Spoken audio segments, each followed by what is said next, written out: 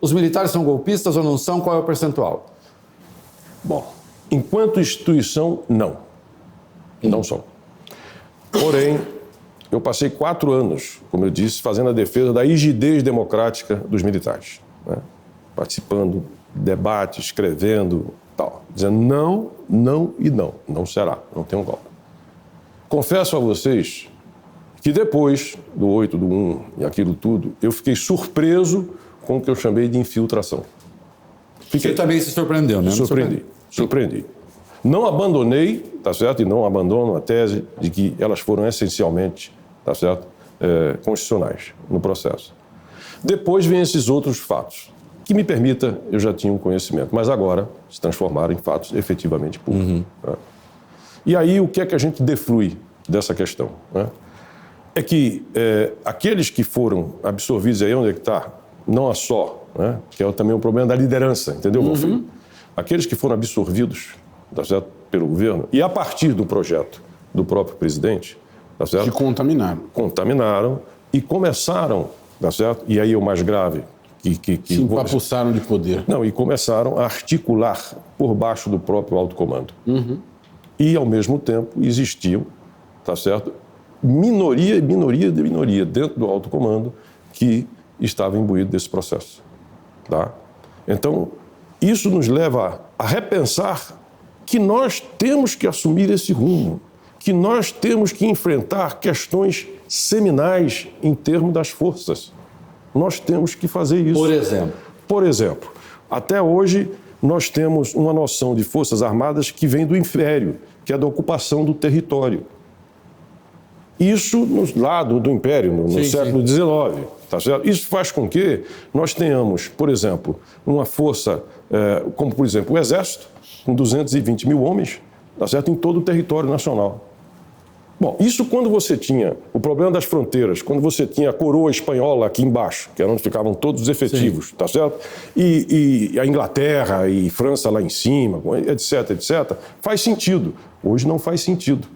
O João está dizendo, a gente não está mais disputando o Uruguai com a coroa espanhola, não está mais disputando... Nem queremos invadir a Guiana. Exatamente. Então, veja só, diante disso... Aí ainda a questão... que alguém tenha querido invadir a Venezuela. Sei. Isso. Não só para sacudir um pouco. Olha só, prosseguindo. Tá o Juan Guaidó. Então, prosseguindo. Aí você cria um impasse. Qual é o impasse?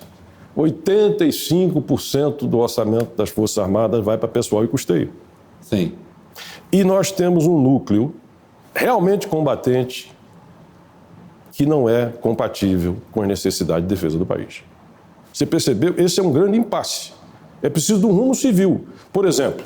Ou seja, vamos torcer para ninguém querer invadir, porque se invadir mesmo vai complicar. Sim, mas ao mesmo tempo, presta atenção, nós precisamos de um núcleo maior e altamente capacitado, flexível, tecnológico, com altíssima formação e capacidade de deslocamento. Quer dizer, essa é a essência, tu percebe? E que não pode ser comandado pelo Mauro Cid, que deveria ser o chefe das Forças Especiais, porque ele, na verdade, estava lá para organizar golpe. Então, só repetindo, países como França, como Japão, como outros países, eles têm um núcleo de Forças Armadas altíssimamente treinado, altíssimamente capacitado tecnologicamente e com grande mobilidade para poder se deslocar. E, ao lado disso, você tem uma reserva mobilizável, tá certo? Com capacidade sendo continuamente... Ou seja, se eu entro numa guerra para valer, claro, eu começo com essas forças, mas eu vou ter que expandir. Então eu preciso de ter, tá certo? Realmente uma reserva mobilizável para valer. Falando de reserva, você tem anualmente 1.500.000, 1.700.000 jovens chega à idade de ser conscrito, civil e exército, tá certo? Sabe quantos você aproveita?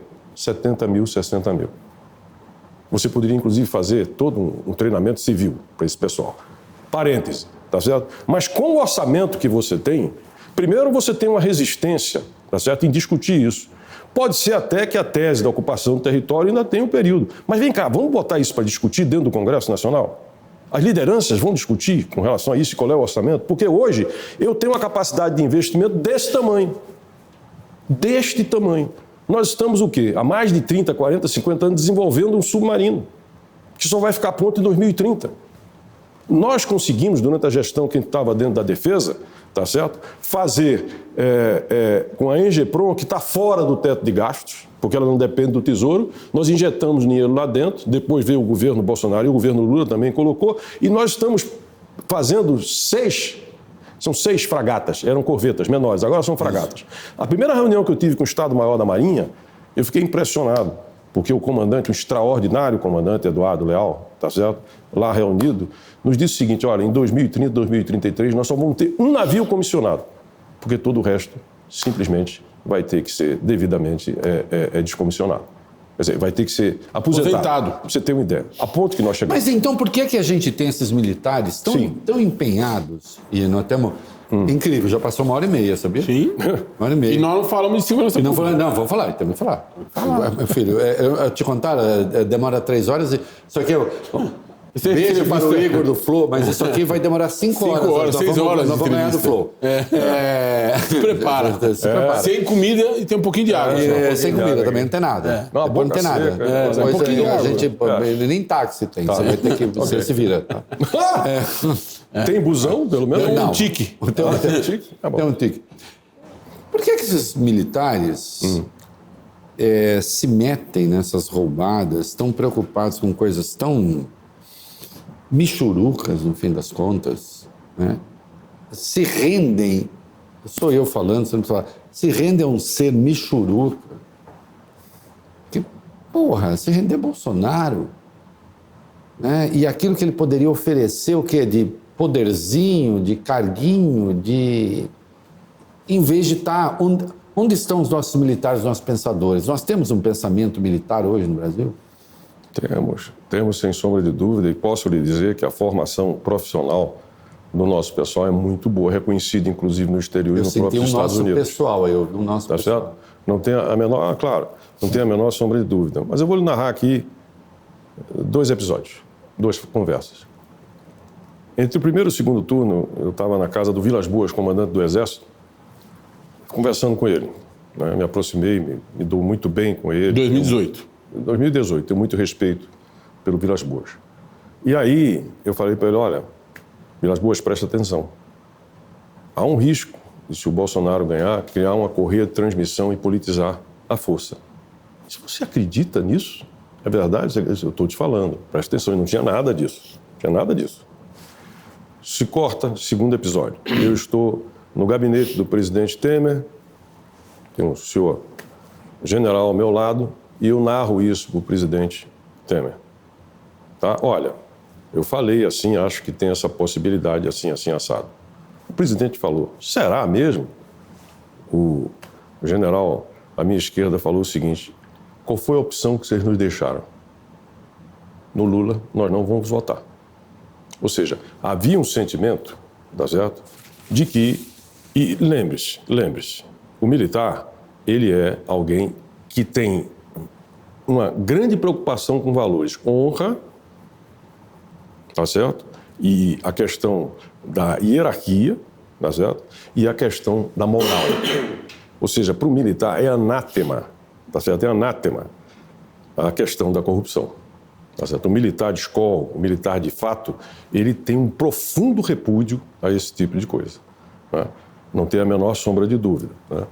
E então, naquele momento e naquela onda, era isso que era percebido. Era, de certa forma, uma média. Mas isso tudo bem, isso é uma opinião de um militar que é um cidadão. Ele tem todo o direito de pensar e achar o que ele quer, que ele bem entende. Tá certo? Não tem nenhum problema, né? Agora, a partir do momento em que você tem ausência de rumos, em que você tem esse contágio, essa promiscuidade, agente de Estado, agente de governo, e você tem uma liderança, tá certo? Que... baseado no princípio da hierarquia, da disciplina e também, não é, na criação, né, de uma situação, não é, de riscos, por assim dizer, e etc, etc. Enfim, infelizmente foi isso que efetivamente aconteceu, que vocês viram e que a gente conversou aqui até agora, tá certo? Eu não cometo, eu já até comentei isso, mas agora com muita clareza.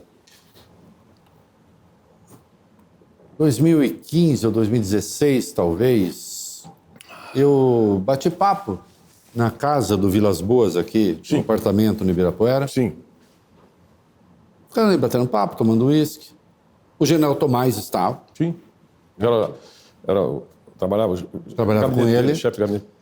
E o Vilas Boas, uma conversa absolutamente, eu diria assim, iluminista.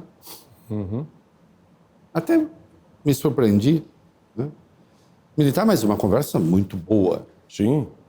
Homem inteligente. Não havia nenhum laivo de qualquer coisa parecida com golpismo ou o que fosse.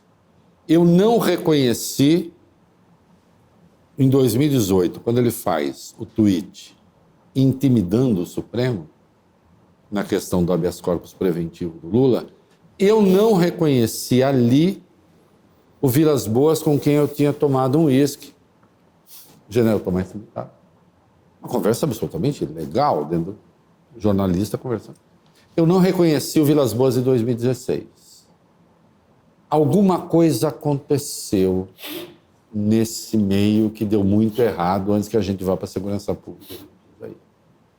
Porque